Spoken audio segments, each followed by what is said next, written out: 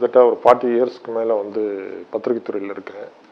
கடந்த 5 ஆண்டுகளில் தலித் மக்கள் மீது ஏற்பட்ட தாக்குதல் வந்து ரொம்ப ஜாஸ்தி. அந்த அளவுக்கு அதுக்கு முந்தைய ஆட்சியில் கூட இல்லை. பாதுகாப்பற்ற நிலைமைக்கு அவங்க தள்ளப்பட்டாங்க.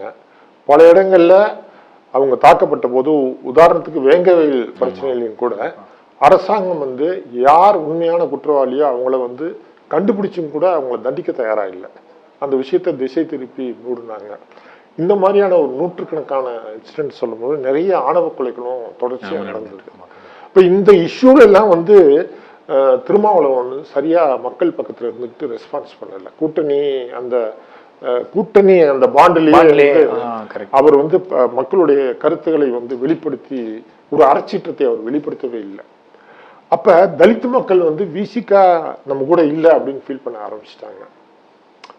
அதுதான் மெயினான ஒரு முக்கியமான காரணம்னு நான் நினைக்கிறேன். அதனால நீங்க பாத்தீங்கன்னா யங்ஸ்டர்ஸ் வந்து இவரை நம்பி பிரயோஜனம் இல்லை அப்படின்ற ஒரு முடிவுக்கு வந்துட்டாங்க.